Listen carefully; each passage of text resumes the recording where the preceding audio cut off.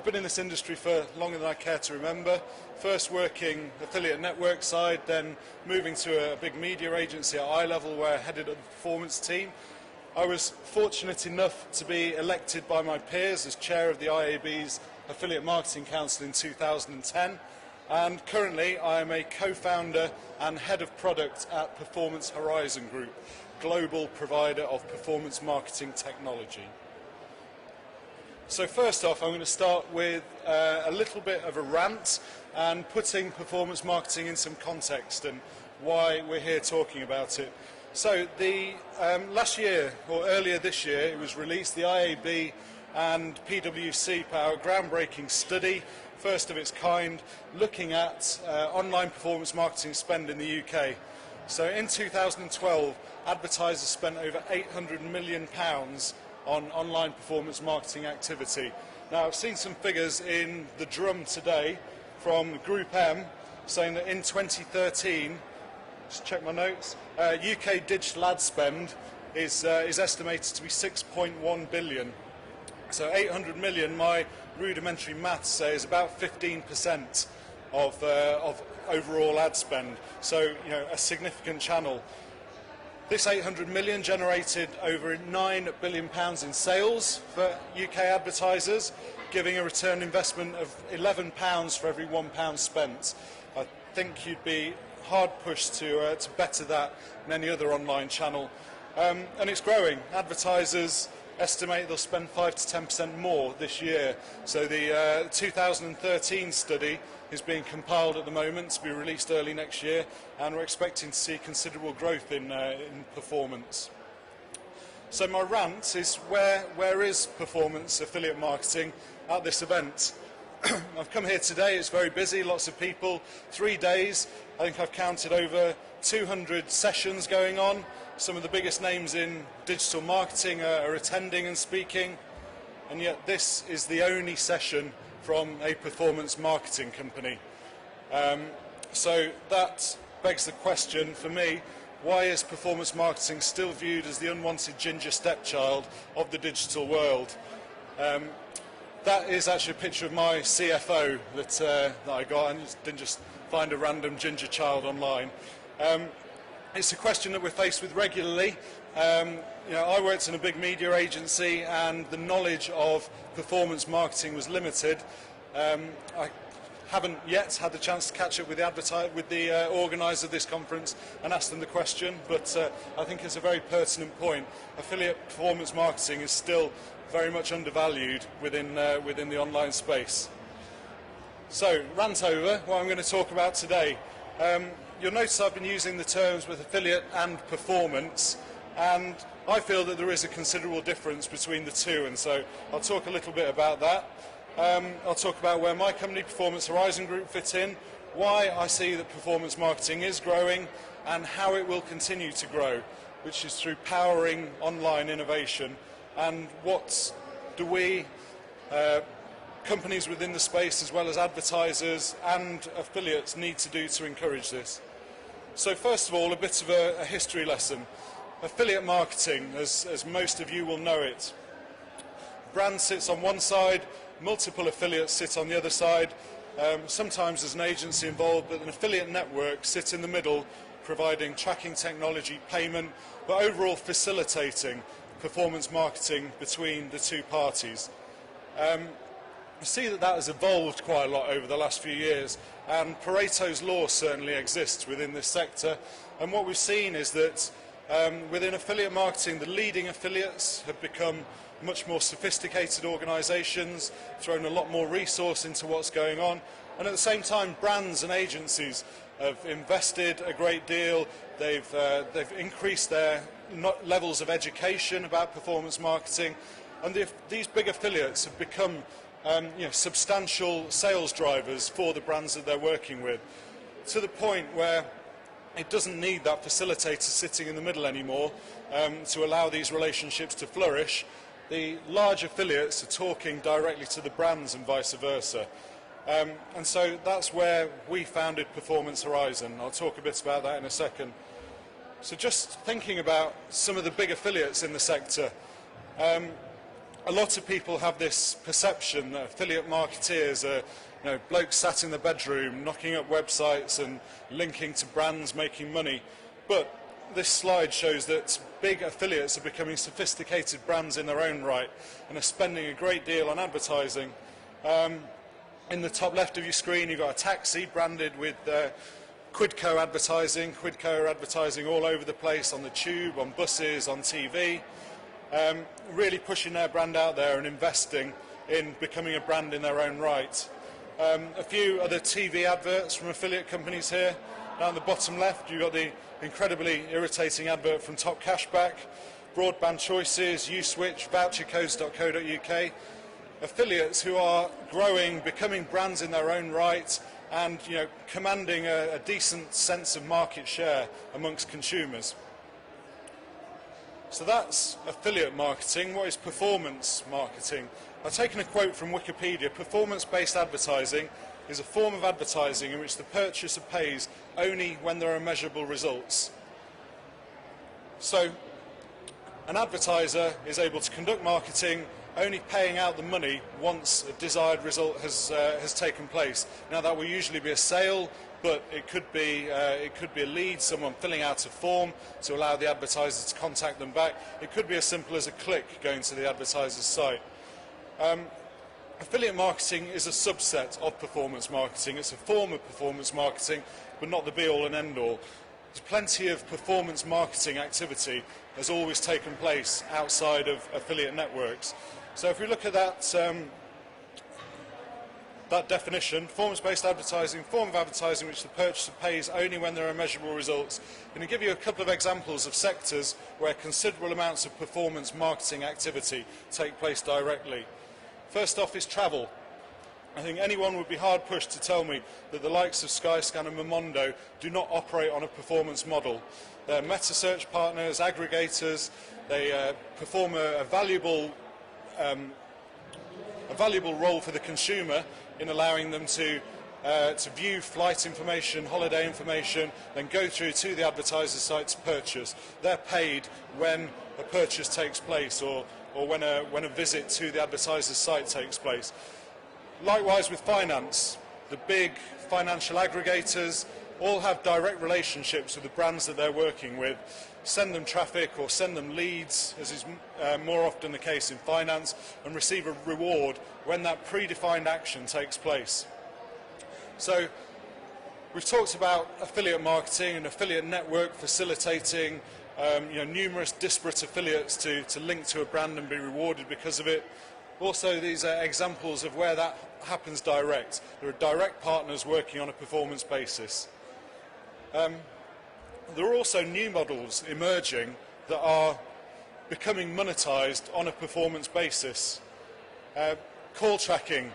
There are plenty of complex purchase journeys where advertisers recognize that a consumer would much rather ring up and talk to someone than just conducting their business online. Now there are call tracking technologies emerging. I'm not sure if any of them are around at this event. But there are a few call tracking technologies emerging that allow that call to be tracked back to the piece of advertising that has driven it, and therefore the originator of that advertising to be rewarded when a predefined action takes place, be that a sale or be that a call of 5 minutes long, for example. I'm sure all of you will be familiar with retargeting, where you go to a website and look at products. The next time you go on the internet, that product follows you around the internet. Those retargeting companies are increasingly monetizing their activity on a performance basis. They will buy remnant advertising on a CPM basis on sites that have that inventory, but then they will work it back. They will make their money when actual sales are made and arbitrage the two. Cart abandonment is a really interesting offshoot of retargeting. You'll notice if you guys are buying stuff online that more and more advertisers will seek as early in the journey as possible to capture your contact details. Cart abandonment, what happens is that once they've contacted those details, if you visited a website and left without buying, or you've looked at a product but not purchased it, a couple of days later, the same day, you'll get an email encouraging you to go back and purchase that product, maybe with a discount thrown in. to encourage you to complete that activity. Again, a lot of these cart abandonment companies, cart abandonment technology companies, are monetising their activity on a performance basis, only being rewarded when an actual sale takes place. I've been walking around today. There's a whole theatre based on content and optimising online content. I'll give you a couple of specific examples in a moment, but more and more bloggers and big publishing sites are looking to monetize their content on a performance marketing basis. And as I say, I'll come back and give you a good example of that shortly. Mobile, there is considerable amounts of... I was listening to a talk from SOMO earlier, saying that whilst smartphone usage has probably peaked in their view in the UK, advertising hasn't. There's a lot of inventory out there. Again, increasingly that inventory is being monetised on a performance basis, sometimes tied in with call tracking. So advertising on a smartphone, encouraging people to call up, but the advertiser only rewarding the site that's generated that when a sale takes place. And finally, something that's come about recently, again, an offshoot of retargeting, cart abandonment, on-site abandonment. And again, I'll give you an example of that shortly. So, my company, Performance Horizon, where do we fit in?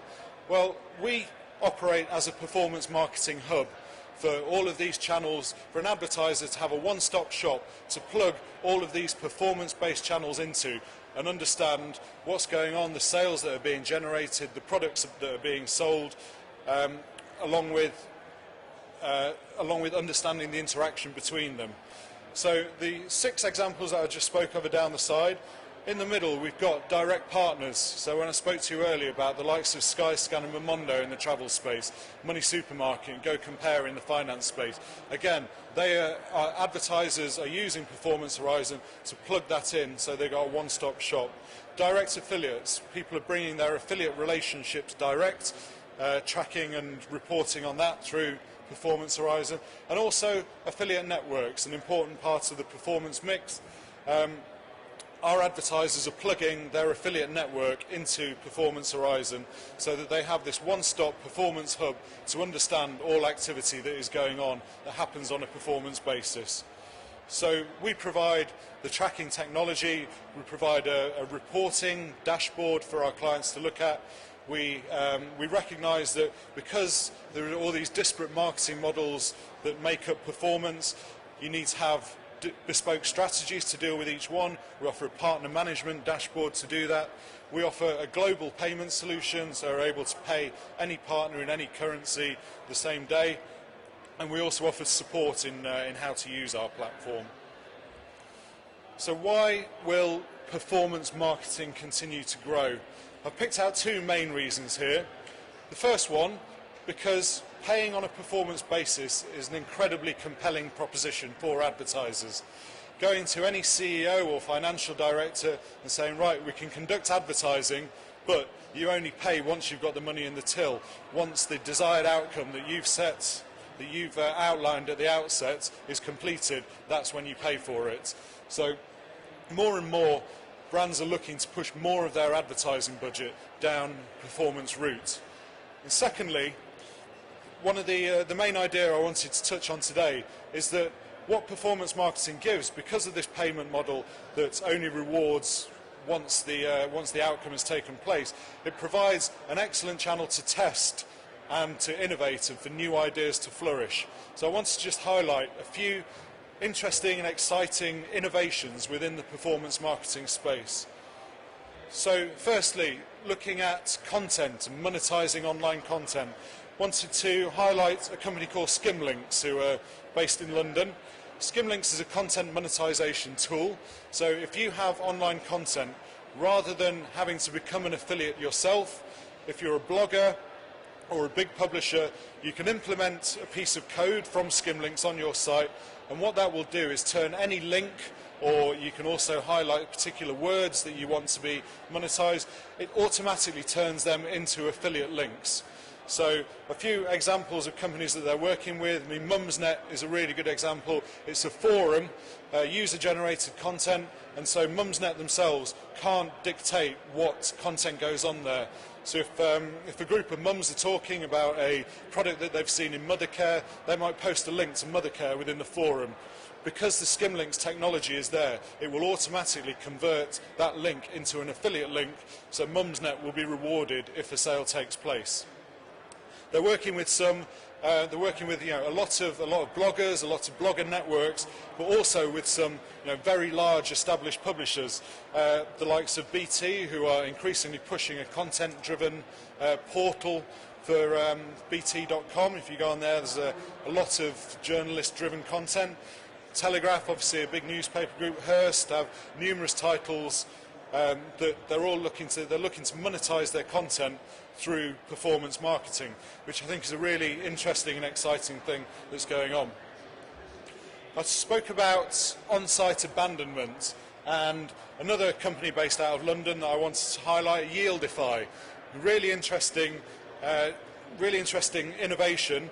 So if you are on a advertiser website, Yieldify's technology sits on that website, identifies when you're looking to leave the website, and then serves a pop-up giving you an offer, encouraging you to buy, or collecting your email address so they can remarket to you.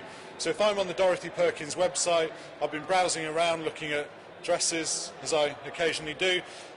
If I attempt to leave that site, this technology spots that I'm about to leave, whether I'm about to type something new into the browser or close the browser, and it will serve a pop-up. The advertiser can dictate what's on that pop-up.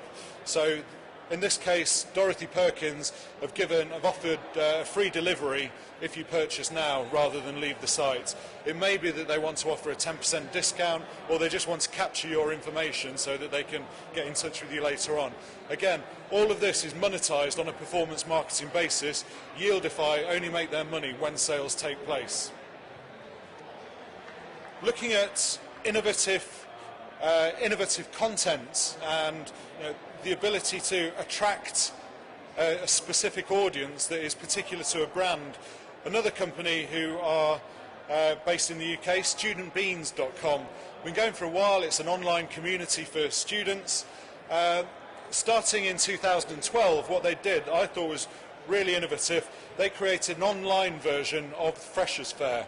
So I'm sure most of you have been to university, you've been to Freshers' Fairs, and there are brands there giving stuff away, attempting to get you tied in with their brand for your lifetime as a student. Student Beans works on the principle that for a brand to engage with 100,000 students in person would mean attending 35 Freshers' Fairs and spending around 70k. Instead, Student Beans created an online Freshers' Fair in which they engaged with brands to advertise on their Freshers' Fair. They went around campuses promoting it, got students to visit the site. In 2013, it saw some incredible results, 200,000 conversions. So the brands are able to dictate what offers they want to go there. It may be that they want to give something away for free. They want to collect a student's information and give them something. It may be that they're looking to sell something, offer a discount. 200,000 conversions on the site in the 4 weeks that it ran for in 2013. Again, all of this rewarded. Student Beans only make money once that predefined action that the brand has dictated takes place. So no big outlay for the brands, no having to send teams of people around the country to get smashed at Freshers' Fairs. The only outlay for the brand came once the predefined action had taken place.